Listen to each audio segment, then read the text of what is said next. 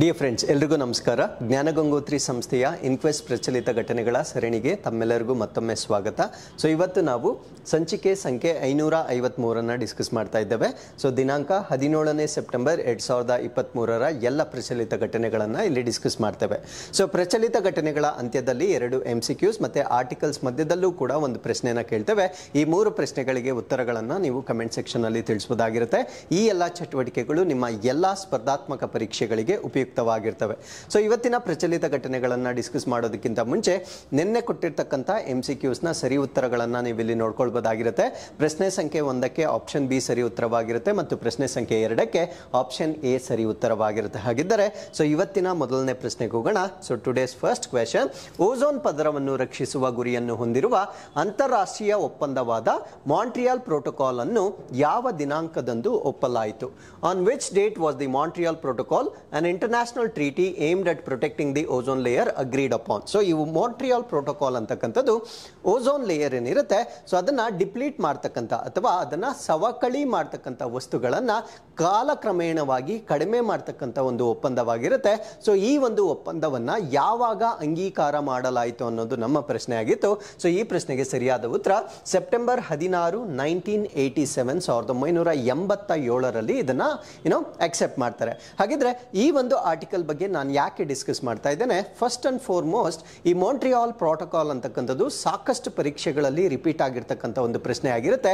So ಓಝೋನ್ನ ಸವಕಳಿಯನ್ನ ತಡಿಲಿಕ್ಕೆ ಸಂಬಂಧಪಟ್ಟಿರ್ತಕ್ಕಂಥ protocol ಯಾವುದು ಅಂತ ಕೇಳ್ಬೋದು, ಅಥವಾ ಮಾಂಟ್ರಿಯಲ್ ಪ್ರೋಟೋಕಾಲ್ ಯಾವುದಕ್ಕೆ ಸಂಬಂಧಪಟ್ಟಿದ್ದು ಅಂತ ಸಾಕಷ್ಟು ಪರೀಕ್ಷೆಗಳಲ್ಲಿ ಕೇಳಿರ್ತಾರೆ. ಸೊ ಇವತ್ತಿನ ಆರ್ಟಿಕಲ್ ಅಲ್ಲಿ ನಾನು ಮಾಂಟ್ರಿಯಲ್ ಪ್ರೋಟೋಕಾಲ್ ಬಗ್ಗೆ ಡಿಸ್ಕಸ್ ಮಾಡ್ತೇನೆ. ಈ ಒಂದು ಮಾಂಟ್ರಿಯಲ್ ಪ್ರೋಟೋಕಾಲ್ಗೆ ಒಂದು ತಿದ್ದುಪಡಿ ಅಥವಾ ಒಂದು ಅಮೆಂಡ್ಮೆಂಟ್ ಮಾಡಿರ್ತಾರೆ. ಆ ಒಂದು ಅಮೆಂಡ್ಮೆಂಟ್ ಯಾವುದು, ಯಾವ ಕಾರಣಕ್ಕಾಗಿ ತಿದ್ದುಪಡಿ ಮಾಡಿದ್ದಾರೆ ಅದರ ಬಗ್ಗೆ ಡಿಸ್ಕಸ್ ಮಾಡೋಣ. ಸೊ ಅದಾದ್ಮೇಲೆ ಇನ್ನೊಂದು ಒಂದು ಪ್ರೋಟೋಕಾಲ್ ಇರುತ್ತೆ, ಅದನ್ನು ನಾವು ಕ್ಯೋಟೋ ಪ್ರೋಟೋಕಾಲ್ ಅಂತ ಕರಿತೇವೆ. ಸೊ ಈ 3 ಪ್ರೋಟೋಕಾಲ್ಸ್ ಏನಿರುತ್ತೆ ಈ 3ರ ಬಗ್ಗೆ ಕಂಪ್ಲೀಟ್ ಮಾಹಿತಿಯನ್ನು ಕೊಡ್ತೇನೆ. ಕಾರಣ ಏನಂದ್ರೆ ಈ 3 ಕೂಡ ಸ್ವಲ್ಪ ಕ್ಲೋಸ್ಲಿ ರಿಲೇಟೆಡ್ ಇರುತ್ತೆ, ಬಟ್ ಸ್ವಲ್ಪ ಕನ್ಫ್ಯೂಷನ್ಸ್ ಇರುತ್ತೆ. ಸೊ ಈ ಒಂದು ಆರ್ಟಿಕಲ್ ಅನ್ನ ನೀವು ಕಂಪ್ಲೀಟ್ ಆಗಿ ವಾಚ್ ಮಾಡಿದ್ರೆ ಸೊ ಈ 3ರ ನಡುವೆ ಇರತಕ್ಕಂಥ ಸಂಪೂರ್ಣವಾಗಿರ್ತಕ್ಕಂಥ ವ್ಯತ್ಯಾಸಗಳನ್ನ ನೀವು ಅರ್ಥ ಮಾಡ್ಕೊಳ್ಬಹುದಾಗಿರುತ್ತೆ. ಹಾಗಿದ್ರೆ ಈ ಒಂದು ಆರ್ಟಿಕಲ್ ಬಗ್ಗೆ ನಾನು ಇವತ್ತೇ ಯಾಕೆ ಡಿಸ್ಕಸ್ ಮಾಡ್ತಾ ಇದ್ದೀನಿ ಅಂದ್ರೆ ಸೊ ಈ ಒಂದು ಸೆಪ್ಟೆಂಬರ್ 16, 1987 ನಾವು ಮಾಂಟ್ರಿಯಲ್ ಪ್ರೋಟೋಕಾಲ್ ಅನ್ನ ಏನ್ ಅಕ್ಸೆಪ್ಟ್ ಮಾಡ್ಕೊಳ್ತೇವೆ ಸೊ ಆ ಒಂದು ದಿನಾಂಕದ ನೆನಪಿಗಾಗಿ ಪ್ರಪಂಚದಾದ್ಯಂತ ಇದನ್ನ ಅಬ್ಸರ್ವ್ ಅಥವಾ ಸೆಲೆಬ್ರೇಟ್ ಮಾಡ್ತಾರೆ. ಸೊ ಯಾವ ದಿನವಾಗಿ ಇದನ್ನ ನಾವು ಅಬ್ಸರ್ವ್ ಮಾಡ್ತೀವಿ ಅಂದ್ರೆ ವರ್ಲ್ಡ್ ಓಝೋನ್ ಡೇ ಅಥವಾ ವಿಶ್ವ ಓಝೋನ್ ದಿನವನ್ನಾಗಿ ಈ ಒಂದು ದಿನಾಂಕವನ್ನ ಅಂದ್ರೆ ಸೆಪ್ಟೆಂಬರ್ 16ನೇ ತಾರೀಕನ್ನ ಸೊ ಪ್ರಪಂಚದಾದ್ಯಂತ ನಾವು ವರ್ಲ್ಡ್ ಓಝೋನ್ ಡೇ ಆಗಿ ಅಬ್ಸರ್ವ್ ಮಾಡ್ತೇವೆ. ಹಾಗಿದ್ರೆ what you mean by ozone? So ozone ಅಂತಕ್ಕಂಥದ್ದು ಒಂದು ರಾಸಾಯನಿಕ ವಸ್ತುವಾಗಿರುತ್ತೆ. ಸೊ ಅದರ ಮಾಲಿಕ್ಯುಲರ್ ಫಾರ್ಮುಲಾ ಬಂದು O3 ಅಂತ ಕರಿತೇವೆ. ಅಂದ್ರೆ ಆಕ್ಸಿಜನ್ ಅಂದ್ರೆ ನಿಮಗೆ ಗೊತ್ತು O2 ಅಂತ ಕರಿತೇವೆ. ಸೊ O2ಗೆ ಇನ್ನೊಂದು ಆಕ್ಸಿಜನ್ ಸೇರ್ಕೊಂಡಾಗ ಅಥವಾ ಇನ್ನೊಂದು O ಆಟಮ್ ಸೇರ್ಕೊಂಡಾಗ ಸೊ ಬರ್ತಕ್ಕಂಥ ಒಂದು ಮಾಲಿಕ್ಯೂಲ್ ಅನ್ನ ನಾವು O3 ಅಂತ ಕರಿತೇವೆ. ಸೊ O3 ಅಂತಕ್ಕಂಥದ್ದು ಓಝೋನ್ನ ಒಂದು ಮಾಲಿಕ್ಯುಲರ್ ಫಾರ್ಮುಲಾ ಆಗಿರುತ್ತೆ.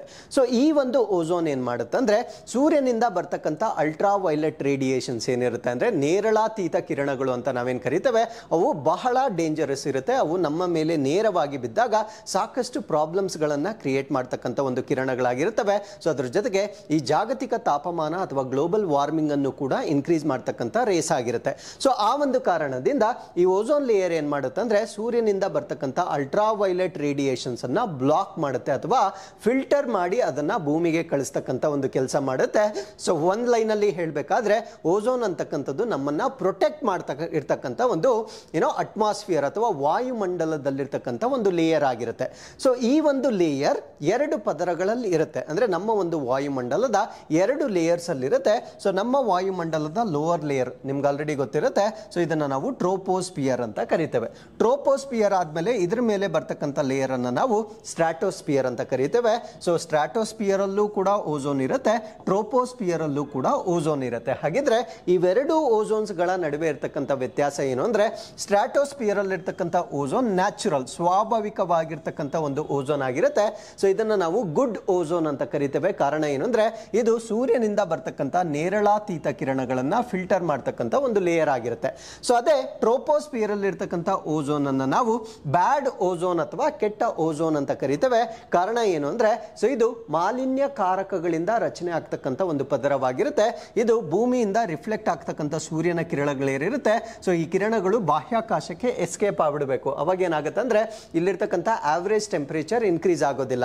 ಬಟ್ ಯಾವಾಗ ಇಲ್ಲೊಂದು ಓಝೋನ್ ಲೇಯರ್ ಫಾರ್ಮೇಶನ್ ಆಗುತ್ತೆ ಸೊ ಈ ಕಿರಣಗಳು ಮತ್ತೆ ಭೂಮಿಗೆ ವಾಪಸ್ ರಿಫ್ಲೆಕ್ಟ್ ಆಗುತ್ತೆ.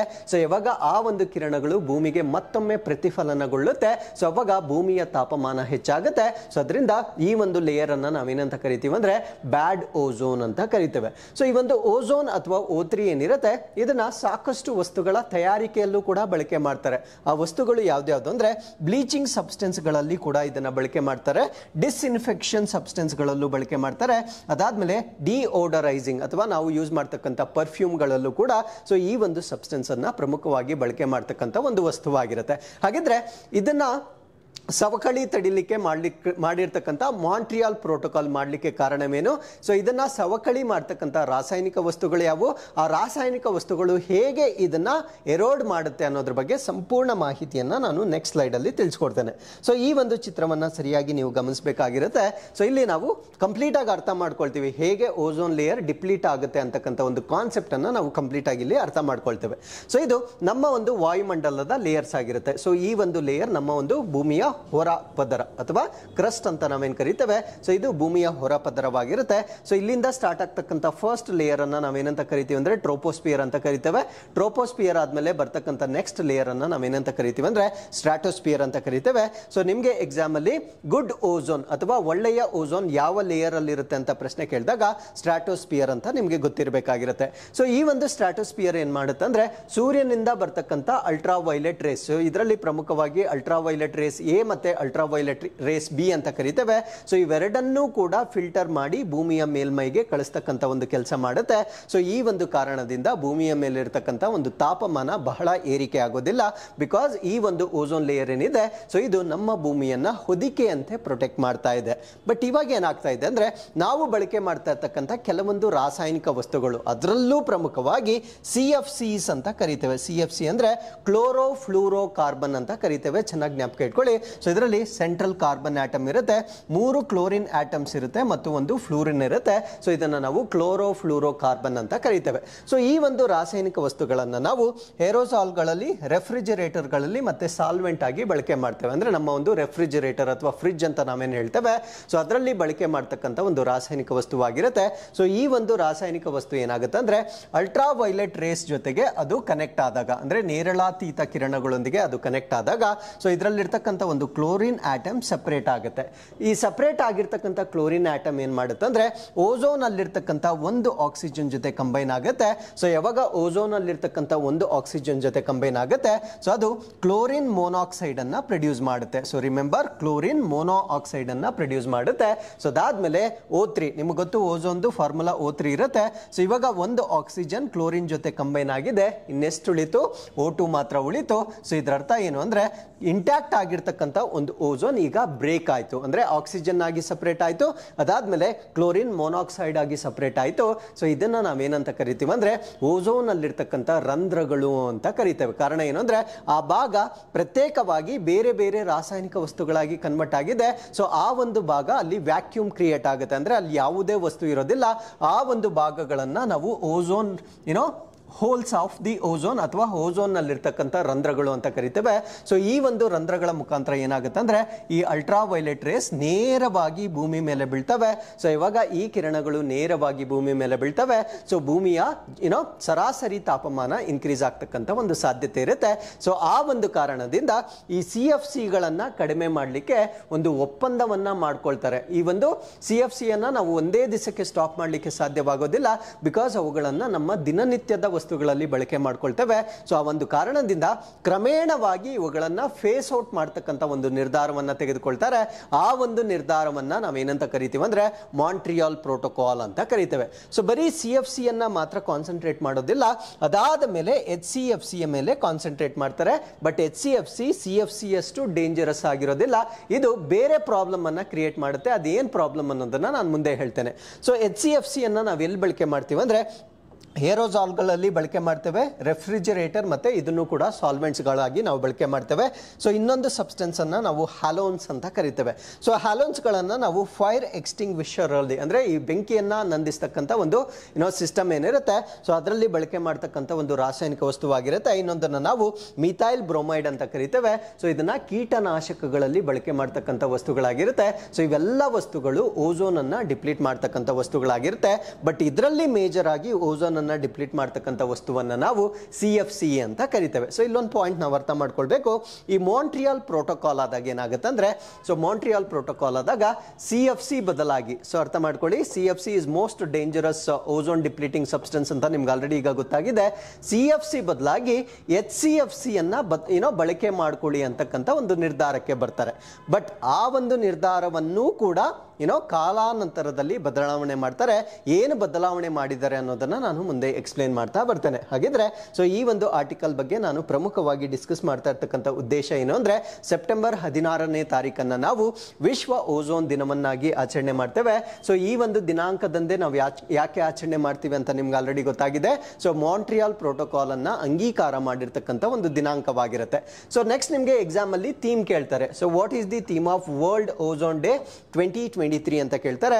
ಸೊ ಇದರ ಥೀಮ್ ಏನಾಗಿರುತ್ತೆ ಅಂದ್ರೆ, Montreal protocol fixing the ozone layer and reducing the climate change. ಅಂದ್ರೆ ಈ ಮಾಂಟ್ರಿಯಾಲ್ ಪ್ರೋಟೋಕಾಲ್ ಓಝೋನ್ ಪದರವನ್ನು ಸರಿಪಡಿಸುವುದು ಮತ್ತು ಹವಾಮಾನ ಬದಲಾವಣೆಯನ್ನು ಕಡಿಮೆ ಮಾಡ್ತಕ್ಕಂಥದ್ದು ಇದರ ಪ್ರಮುಖವಾದ ಉದ್ದೇಶವಾಗಿರುತ್ತೆ.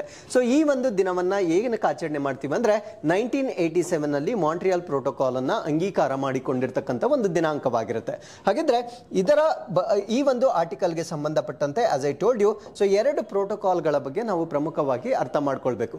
ಸೊ ಒಂದನ್ನ ನಾವು ಮಾಂಟ್ರಿಯಾಲ್ ಪ್ರೋಟೋಕಾಲ್ ಅಂತ ಕರಿತೇವೆ. ಸೊ ಇನ್ನೊಂದನ್ನ ನಾವು ಕ್ಯೂಟೋ ಪ್ರೋಟೋಕಾಲ್ ಅಂತ ಕರಿತೇವೆ. ಸೊ ಮಾಂಟ್ರಿಯಾಲ್ ಪ್ರೋಟೋಕಾಲ್ ನಿಮ್ಗೆ ಏನು ಅಂತ ಗೊತ್ತಾಯ್ತು. ಸೊ ಓಝೋನ್ ಅನ್ನ ಡಿಪ್ಲೀಟ್ ಮಾಡ್ತಕ್ಕಂಥ ವಸ್ತುಗಳೇನಿರ್ತವೆ, ಆ ಒಂದು ವಸ್ತುಗಳನ್ನ ಕಾಲಕ್ರಮೇಣವಾಗಿ ಅಂದ್ರೆ ನಾಟ್ ಇಮಿಡಿಯೇಟ್ಲಿ, ಸೊ ನಿಧಾನವಾಗಿ ಫೇಸ್ ಔಟ್ ಮಾಡ್ತಕ್ಕಂಥದ್ದು ನಮ್ಮ ಮಾಂಟ್ರಿಯಾಲ್ ಪ್ರೋಟೋಕಾಲ್ ಅಲ್ಲಿ ಇರತಕ್ಕಂಥ ಒಂದು ಆಬ್ಜೆಕ್ಟಿವ್ ಆಗಿರುತ್ತೆ.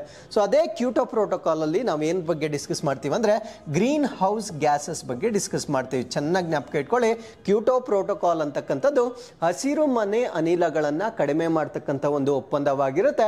ಮಾಂಟ್ರಿಯಾಲ್ ಪ್ರೋಟೋಕಾಲ್ ಅಂತಕ್ಕಂಥದ್ದು ಓಝೋನ್ ಅನ್ನ ಹಾಳು ಮಾಡ್ತಕ್ಕಂಥ ರಾಸಾಯನಿಕ ವಸ್ತುಗಳನ್ನ ಕ್ರಮೇಣವಾಗಿ ಕಡಿಮೆ ಮಾಡ್ತಕ್ಕಂಥ ಒಂದು ಗುರಿಯನ್ನ ನಾವು ಮಾಂಟ್ರಿಯಾಲ್ ಪ್ರೋಟೋಕಾಲ್ ಅಲ್ಲಿ ನೋಡಬಹುದಾಗಿರುತ್ತೆ. ಸೊ ಇದರ ಬಗ್ಗೆ ಸ್ವಲ್ಪ ಎಕ್ಸ್ಟೆನ್ಷನ್ ಅನ್ನ ನಾನು ಎಕ್ಸ್ಪ್ಲೇನ್ ಮಾಡೋದಾದ್ರೆ, ಮಾಂಟ್ರಿಯಾಲ್ ಪ್ರೋಟೋಕಾಲ್ ಅಲ್ಲಿ ನೆನ್ಪಿಟ್ಕೊಳ್ಳಿ, CFC ಬಗ್ಗೆ ನಾನು ಆಲ್ರೆಡಿ ಎಕ್ಸ್ಪ್ಲೇನ್ ಮಾಡಿದ್ದೆ. CFC ಬದಲಾಗಿ ನಾವು HCFC ಗಳನ್ನ ಬಳಕೆ ಮಾಡಬಹುದು ಅಂತಕ್ಕಂಥ ಒಂದು ನಿರ್ಧಾರವನ್ನ ತೆಗೆದುಕೊಳ್ತಾರೆ. So but after some time ಇನ್ನೊಂದು ಡಿಸ್ಕವರಿ ಆಗುತ್ತೆ.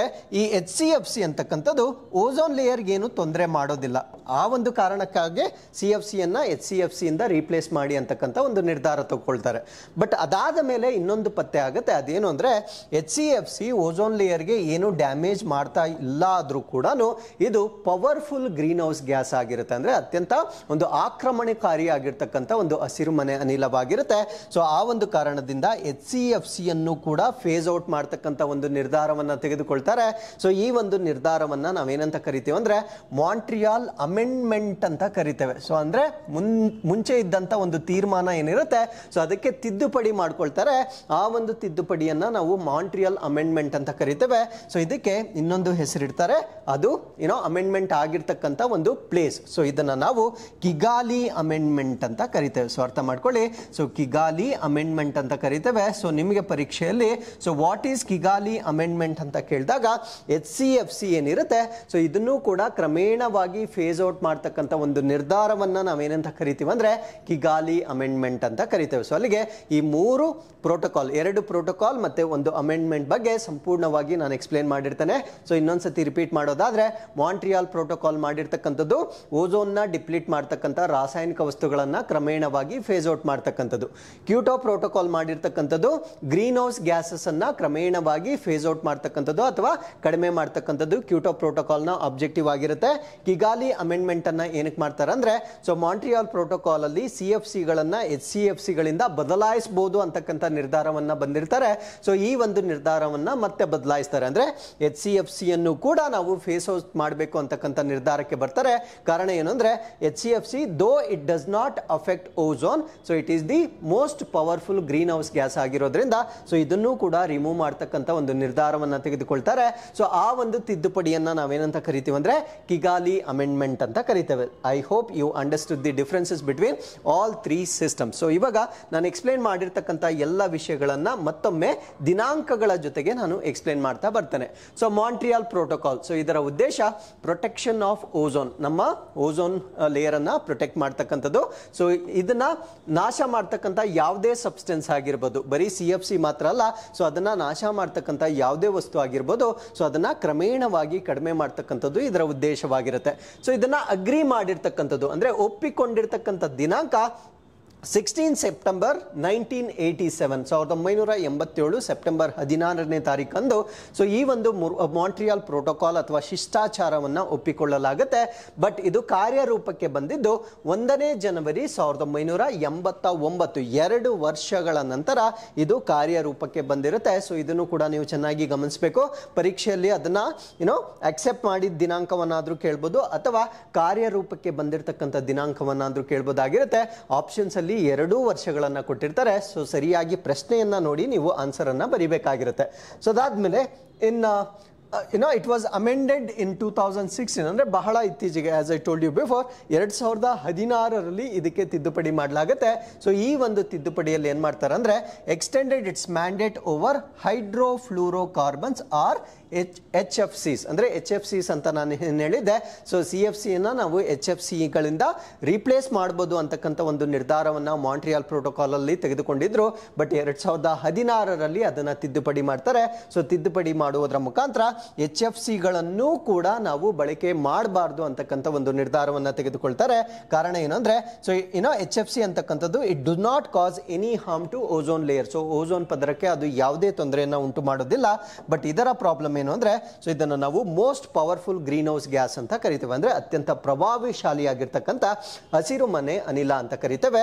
ಸೊ ಈ ಒಂದು ಮಾಂಟ್ರಿಯಾಲ್ ಪ್ರೋಟೋಕಾಲ್ಗೆ ಮಾಡಿರ್ತಕ್ಕಂಥ ಒಂದು ತಿದ್ದುಪಡಿಯನ್ನ ನಾವೇನಂತ ಕರಿತೇವೆ ಅಂದ್ರೆ ಕಿಗಾಲಿ ಅಮೆಂಡ್ಮೆಂಟ್ ಅಂತ ಕರಿತೇವೆ. ಸೊ ಕಿಗಾಲಿ ಅಂತಕ್ಕಂಥದ್ದು capital city of African country Rwanda ಅಂತ ನಾವೇನ್ ಕರಿತೇವೆ. ಸೊ ಇದರ ಒಂದು ಕ್ಯಾಪಿಟಲ್ ಸಿಟಿ ಆಗಿರುತ್ತೆ. ಸೊ ಈ ಒಂದು ನಗರದಲ್ಲಿ ತೆಗೆದುಕೊಂಡಿರ್ತಕ್ಕಂಥ ತೀರ್ಮಾನವಾಗಿರೋದ್ರಿಂದ ಸೊ ಇದಕ್ಕೆ ನಾವು ಕಿಗಾಲಿ ಅಮೆಂಡ್ಮೆಂಟ್ ಅಂತ ಕರಿತೇವೆ. ಇದನ್ನ ನಾವು ಪ್ರೋಟೋಕಾಲ್ ಅಂತ ಕರೆಯೋದಿಲ್ಲ. ಸೊ ಇದನ್ನ ಅಮೆಂಡ್ಮೆಂಟ್ ಅಂತ ಕರಿತೇವೆ. ಕಾರಣ ಏನು ಅಂದ್ರೆ, ಮಾಂಟ್ರಿಯಾಲ್ ಪ್ರೋಟೋಕಾಲ್ಗೆ ಆಗಿರ್ತಕ್ಕಂಥ ಒಂದು ತಿದ್ದುಪಡಿ ಆಗಿರುತ್ತೆ. ಸೊ ಈ ಒಂದು ತಿದ್ದುಪಡಿ ಆಗಿರ್ತಕ್ಕಂಥ ದಿನಾಂಕ 15ನೇ ಅಕ್ಟೋಬರ್ 2016ರಲ್ಲಿ ಆಗಿರ್ತಕ್ಕಂಥ ಒಂದು ತಿದ್ದುಪಡಿ ಆಗಿರುತ್ತೆ. So it came into force in 2019 once again. So ಇದು ತಿದ್ದುಪಡಿ ಆಗಿರ್ತಕ್ಕಂಥ ದಿನಾಂಕ 2016. ಇದು ಕಾರ್ಯರೂಪಕ್ಕೆ ಬಂದಿದ್ದು 3 ವರ್ಷಗಳ ನಂತರ 2019ರಲ್ಲಿ ಇದು ಕಾರ್ಯರೂಪಕ್ಕೆ ಬಂದಿರತಕ್ಕಂಥ ಒಂದು ತಿದ್ದುಪಡಿ ಆಗಿರುತ್ತೆ. ಸೊ ಈ ಒಂದು ತಿದ್ದುಪಡಿಯ ಪ್ರಕಾರ ಇರತಕ್ಕಂಥ ಟಾರ್ಗೆಟ್ ಏನು ಅಂದ್ರೆ, ಬೈ 2045 2045ರ ವೇಳೆಗೆ ನಾವು ಬಳಕೆ ಮಾಡಿರ್ತಕ್ಕಂಥ HCFCಗಳೇನಿರ್ತವೆ ಸೊ ಅದರ 80ರಿಂದ 85% ಅಷ್ಟನ್ನ ಕಡಿಮೆ ಮಾಡ್ತಕ್ಕಂಥದ್ದು ಇದರ ಒಂದು ನಿರ್ಧಾರವಾಗಿರುತ್ತೆ. ಸೊ ಈ ಒಂದು ನಿರ್ಧಾರವನ್ನ ನಾವು ಕಿಗಾಲಿ ಅಮೆಂಡ್ಮೆಂಟ್ ಅಂತ ಕರಿತೇವೆ. ಈ ಟಾರ್ಗೆಟ್ ಇಯರ್ ಅನ್ನ ನೆನ್ಪಿಟ್ಕೊಳ್ಳಿ. ಅದಾದ್ಮೇಲೆ ಎಷ್ಟು ಪರ್ಸೆಂಟೇಜ್ ಅನ್ನ ರಿಡ್ಯೂಸ್ ಮಾಡ್ತಕ್ಕಂಥ ಒಂದು ಗುರಿಯನ್ನ ಇಟ್ಕೊಂಡಿದ್ದಾರೆ. ಸೊ ಇವೆರಡು ಪಾಯಿಂಟ್ ಈ ಸ್ಲೈಡ್ ಅಲ್ಲಿ ಬಹಳ ಇಂಪಾರ್ಟೆಂಟ್ ಆಗಿರುತ್ತೆ. ಸೊ ಅದಾದ್ಮೇಲೆ a hole around the ozone layer was discovered in Antarctica during 1985. So ಈ ಒಂದು ಮಾಂಟ್ರಿಯಾಲ್ ಪ್ರೋಟೋಕಾಲ್ ಅನ್ನ ಮಾಡಲಿಕ್ಕೆ ವಾಟ್ ಈಸ್ ದ ರೀಸನ್ ಅಂತಕ್ಕಂಥದ್ದು ಒಂದು ನಮ್ಮ ತಲೆಗೆ ಬರಬೇಕಾಗಿರುತ್ತೆ. ಸೊ ರೀಸನ್ ಏನು ಅಂದ್ರೆ, 1985ರಲ್ಲಿ 1985 ಅಂಟಾರ್ಟಿಕಾದಲ್ಲಿ ಓಝೋನ್ ಪದರದ ಸುತ್ತ ಒಂದು ಸಣ್ಣ ಹೋಲ್ ಆಗಿರೋದನ್ನ ಪತ್ತೆ ಹಚ್ಚುತ್ತಾರೆ. So ozone layer was discovered by the French physicist. ಅಂದ್ರೆ ಈ ಓಝೋನ್ ಪದರವನ್ನ ಯಾರು ಕಂಡಿಡಿದ್ರು ಅಂದ್ರೆ, ಫ್ರೆಂಚ್ ನ ಭೌತಶಾಸ್ತ್ರಜ್ಞರೊಬ್ಬರು ಇದನ್ನ ಕಂಡುಹಿಡ್ತಿರ್ತಾರೆ. ಅವ್ರ ಹೆಸರು ಏನು ಅಂದ್ರೆ ಚಾರ್ಲ್ಸ್ ಫ್ಯಾಬ್ರಿ ಮತ್ತು ಹೆನ್ರಿ ಬ್ರೂಸನ್ 1913 ಇದನ್ನು ಕಂಡುಹಿಡ್ತಿರ್ತಾರೆ. ಸೊ ಬಹಳಷ್ಟು ಪುಸ್ತಕಗಳಲ್ಲಿ ಆಕ್ಚುಲಿ ಓಝೋನ್ ಅನ್ನ ಯಾರು ಕಂಡುಹಿಡಿದಿದ್ದಾರೆ ಅಂತಕ್ಕಂಥ ಮಾಹಿತಿ ನಾನು ಓದಿರ್ಲಿಲ್ಲ. ಸೊ ಇದೊಂದು ಫ್ರೆಶ್ ಇನ್ಫಾರ್ಮೇಶನ್ ಆಗಿರುತ್ತೆ. 1913 ಇದನ್ನ ಕಂಡುಹಿಡಿದಿರ್ತಾರೆ. ಬಟ್ 1985 ಈ ಒಂದು ಅಂಟಾರ್ಕ್ಟಿಕಾ ಪಾರ್ಟ್ ನಲ್ಲಿ ಈ ಒಂದು ಓಝೋನ್ ಲೇಯರ್ಗೆ ರಂಧ್ರವಾಗಿರ್ತಕ್ಕಂಥದನ್ನ ಗಮನಿಸಿದ ನಂತರ ಮಾಂಟ್ರಿಯಾಲ್ ಪ್ರೋಟೋಕಾಲ್ ಅನ್ನ ಮಾಡ್ತಕ್ಕಂಥದ್ದು ಅನಿವಾರ್ಯವಾಗಿರುತ್ತೆ. ಸೊ ಅದಾದ್ಮೇಲೆ adopted in Kyoto Japan on 11 December 1997. So ಇನ್ನೊಂದು ಕ್ಯೂಟೋ ಪ್ರೋಟೋಕಾಲ್ ಅಂತ ನಾನು ಹೇಳ್ತಾ ಇದ್ದೆ. ಕ್ಯೂಟೋ ಪ್ರೋಟೋಕಾಲ್ ಅಂತಕ್ಕಂಥದ್ದು ಗ್ರೀನ್ ಹೌಸ್ ಗ್ಯಾಸಸ್ಗೆ ಸಂಬಂಧಪಟ್ಟಿರ್ತಕ್ಕಂಥ ಒಂದು ಶಿಷ್ಟಾಚಾರವಾಗಿರುತ್ತೆ. ಸೊ ಈ ಒಂದು ಕ್ಯೂಟೋ ಪ್ರೋಟೋಕಾಲ್ ಅನ್ನ 11 ಡಿಸೆಂಬರ್ 1997 ಜಪಾನ್ನ ಕ್ಯೂಟೋದಲ್ಲಿ ಅಕ್ಸೆಪ್ಟ್ ಮಾಡ್ತಾರೆ. ಸೊ ಆ ಒಂದು ಕಾರಣಕ್ಕಾಗಿ ಇದನ್ನು ನಾವು ಕ್ಯೂಟೋ ಪ್ರೋಟೋಕಾಲ್ ಅಂತ ಕರೀತೇವೆ. So it came to force in 2005 ಇದು ಕಾರ್ಯರೂಪಕ್ಕೆ ಬಂದಿರತಕ್ಕಂಥ ಒಂದು ಪ್ರೋಟೋಕಾಲ್ ಆಗಿರುತ್ತೆ. So first commitment period started in 2008 and ended in 2012. So ಇದಕ್ಕೆ ಮೊದಲ ಗುರಿ ಒಂದು ಟಾರ್ಗೆಟ್ ಇಯರ್ಸ್ ಅನ್ನ ಇಟ್ಕೊಳ್ತಾರೆ. ಮೊದಲ ಗುರಿ ಎಲ್ಲಿಂದ ಎಲ್ಲಿವರೆಗೂ ಇಟ್ಕೊಂಡಿದ್ರು ಅಂದ್ರೆ 2008 ಇಂದ 2012 ವರೆಗೂ ಇಟ್ಕೊಂಡಿದ್ರು. ಸೊ ಇದರ ಆಬ್ಜೆಕ್ಟಿವ್ ನಿಮ್ಗೆ ಆಲ್ರೆಡಿ ಗೊತ್ತಾಗಿದೆ, ಗ್ರೀನ್ ಹೌಸ್ ಗ್ಯಾಸಸ್ ಅನ್ನ ಕಡಿಮೆ ಮಾಡ್ತಕ್ಕಂಥದ್ದು. ಯಾವ ಗ್ರೀನ್ ಹೌಸ್ ಗ್ಯಾಸಸ್ ಅನ್ನೋದನ್ನ ನಾನು ಮುಂದೆ ಹೇಳ್ತೇನೆ. ಸೊ ಅದಾದ್ಮೇಲೆ ಈ ಒಂದು ಟಾರ್ಗೆಟ್ ಕಂಪ್ಲೀಟ್ ಆದ ಮೇಲೆ ಸೊ ಇನ್ನೊಂದು ಸೆಕೆಂಡ್ ಟಾರ್ಗೆಟ್ಗೆ ಎಂಟರ್ ಆಗ್ತಾರೆ. ಸೊ ಸೆಕೆಂಡ್ ಟಾರ್ಗೆಟ್ ಎಲ್ಲಿಂದ ಎಲ್ಲಿವರೆಗೂ ಇರುತ್ತಂದ್ರೆ 2012 ಸ್ಟಾರ್ಟ್ ಆಗಿ 2020 ಎಂಡ್ ಆಗುತ್ತೆ.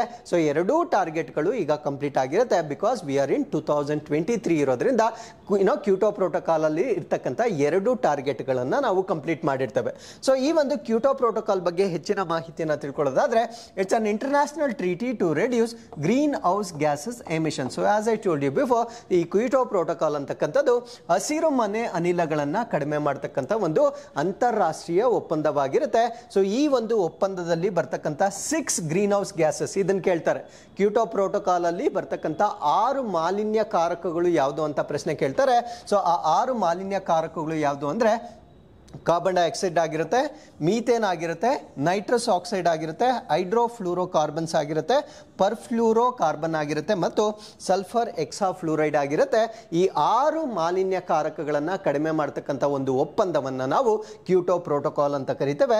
ಸೊ ಇಲ್ಲಿಗೆ ಈ ಒಂದು ಆರ್ಟಿಕಲ್ಗೆ ಸಂಬಂಧಪಟ್ಟಂತೆ ಮ್ಯಾಕ್ಸಿಮಮ್ ಇನ್ಫಾರ್ಮೇಷನ್ ಅನ್ನು ನಾವು ಶೇರ್ ಮಾಡಿರ್ತೇನೆ. ಸೊ ಇದು ನಿಮ್ಮ ಪರೀಕ್ಷೆಗೆ ಬಹಳ ಇಂಪಾರ್ಟೆಂಟ್ ಆಗಿರ್ತಕ್ಕಂಥ ಒಂದು ಮಾಹಿತಿ ಆಗಿರುತ್ತೆ. So with this let's get in to question number 2. ಭಾರತವು 56 C295 ವಿಮಾನಗಳಲ್ಲಿ ಮೊದಲನೆಯದನ್ನು ಯಾವ ದೇಶದಿಂದ ಪಡೆದುಕೊಂಡಿತು? From which country did India receive the first of the 56 C295 aircraft? So ಭಾರತ C295 ಏರ್ಕ್ರಾಫ್ಟ್ಗಳನ್ನು ಬೇರೆ ರಾಷ್ಟ್ರದಿಂದ ರಿಸೀವ್ ಮಾಡ್ಕೊಳ್ತಾ ಇದೆ. ಸೊ ಇದರಲ್ಲಿ ಮೊದಲ ಏರ್ಕ್ರಾಫ್ಟ್ ಅನ್ನ ಈಗ ರಿಸೀವ್ ಮಾಡ್ಕೊಂಡಿರುತ್ತೆ. ಆ ಒಂದು ರಾಷ್ಟ್ರ ಯಾವುದು ಅಂದ್ರೆ ಯಾವ ರಾಷ್ಟ್ರದಿಂದ ರಿಸೀವ್ ಮಾಡ್ಕೊಳ್ತಾ ಇದೆ ಅನ್ನೋದು ನಮ್ಮ ಪ್ರಶ್ನೆ ಆಗಿತ್ತು. ಸೊ ಈ ಪ್ರಶ್ನೆಗೆ ಸರಿಯಾದ ಉತ್ತರ ಸ್ಪೇನ್ ನಿಂದ ಈ ಒಂದು ಏರ್ಕ್ರಾಫ್ಟ್ ಗಳನ್ನ ಭಾರತ ರಾಷ್ಟ್ರ ಅಥವಾ ವಿಮಾನಗಳನ್ನ ಭಾರತ ರಾಷ್ಟ್ರ ರಿಸೀವ್ ಮಾಡ್ಕೊಳ್ತಾ ಇದೆ. ಸೊ ಅಪ್ಡೇಟ್ ಏನು ಅಂದ್ರೆ India gets it first C25. So Bharat ರಾಷ್ಟ್ರ ತನ್ನ ಮೊಟ್ಟ ಮೊದಲ C295 ಅನ್ನ ಪಡೆದುಕೊಂಡಿರುತ್ತೆ. ಅದರ ಚಿತ್ರವನ್ನ ನೀವು ಇಲ್ಲಿ ನೋಡಬಹುದಾಗಿರುತ್ತೆ. ಸೊ ಇದರ ಬಗ್ಗೆ ಹೆಚ್ಚಿನ ಮಾಹಿತಿಯನ್ನು ತಿಳ್ಕೊಳ್ಳೋದಾದ್ರೆ ಸೊ ಫಸ್ಟ್ ಆಫ್ 56 ಅಂದ್ರೆ ಟೋಟಲ್ ನಾವು ಪಡಿತಾ ಇರ್ತಕ್ಕಂಥದ್ದು 56 ಏರ್ಕ್ರಾಫ್ಟ್ ಗಳನ್ನ ಅಂದ್ರೆ C295 ಅಂತ ನಾವೇನು ಕರೀತೇವೆ. ಟೋಟಲ್ ನಾವು ಖರೀದಿ ಮಾಡಿರ್ತಕ್ಕಂಥದ್ದು 56 ಆಗಿರುತ್ತೆ. ಸೊ ಅದರಲ್ಲಿ ಮೊಟ್ಟ ಮೊದಲನೇದನ್ನ ಈಗ ಭಾರತಕ್ಕೆ ಡೆಲಿವರ್ ಮಾಡಿರ್ತಾರೆ. ಸೊ ಇದರಲ್ಲಿ 40 of which will be manufactured in India. So out of 56 40 ನಮ್ಮ ಭಾರತ ದೇಶದಲ್ಲಿಯೇ ಮ್ಯಾನುಫ್ಯಾಕ್ಚರ್ ಮಾಡಲಾಗುತ್ತೆ as a partnership between European aviation major Airbus and Tata. ಅಂದ್ರೆ ಇದನ್ನ ಸ್ಪೇನ್ ಒಂದು ಯುರೋಪಿಯನ್ ನೇಷನ್ ಆಗಿರುತ್ತೆ. ಸೊ ಯುರೋಪಿಯನ್ ನೇಷನ್ ನ ಒಂದು ಕಂಪನಿ, ಅದನ್ನ ನಾವು ಏರ್ಬಸ್ ಅಂತ ಕರಿತೇವೆ. ಸೊ ನಮ್ಮ ಭಾರತ ದೇಶದ ಟಾಟಾದವರು ಇವರಿಬ್ಬರ ಸಹಯೋಗದೊಂದಿಗೆ 56ರಲ್ಲಿ 40 ಏರ್ಕ್ರಾಫ್ಟ್ ಗಳನ್ನ ನಮ್ಮ ಭಾರತ ದೇಶದಲ್ಲಿಯೇ ಮ್ಯಾನುಫ್ಯಾಕ್ಚರ್ ಮಾಡಲಾಗುತ್ತೆ. So it is the first time an Indian private company will manufacture an aircraft. So ಇದು ನಮ್ಮ ಭಾರತ ದೇಶದಲ್ಲಿ ಒಂದು ಐತಿಹಾಸಿಕ ಘಟನೆ ಆಗಿರುತ್ತೆ.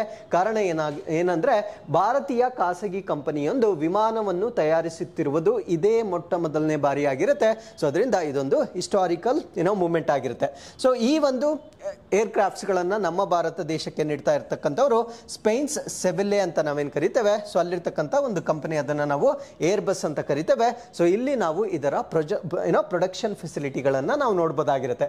ಸೊ ಈ ಒಂದು ಏರ್ಕ್ರಾಫ್ಟ್ ಬಗ್ಗೆ ಸ್ವಲ್ಪ ಮಾಹಿತಿಯನ್ನು ನಾವು ತಿಳ್ಕೊಳ್ಳೋದಾದ್ರೆ, ಸೊ ಇದು ಏನನ್ನ ರೀಪ್ಲೇಸ್ ಮಾಡಲಿಕ್ಕೆ ಅಂದರೆ ನಮ್ಮ ಭಾರತ ದೇಶದಲ್ಲಿ ಈಗಾಗಲೇ ಇರತಕ್ಕಂಥ ಯಾವ ವ್ಯವಸ್ಥೆಯನ್ನ ಬದಲಾವಣೆ ಮಾಡಲಿಕ್ಕೆ ಖರೀದಿ ಮಾಡ್ತಾ ಇದ್ದಾರೆ ಅಂದರೆ ಭಾರತ ದೇಶದಲ್ಲಿರ್ತಕ್ಕಂಥ ಆವ್ರೋ ಫ್ಲೀಟ್ ಅಂತ ನಾವೇನು ಕರಿತೇವೆ.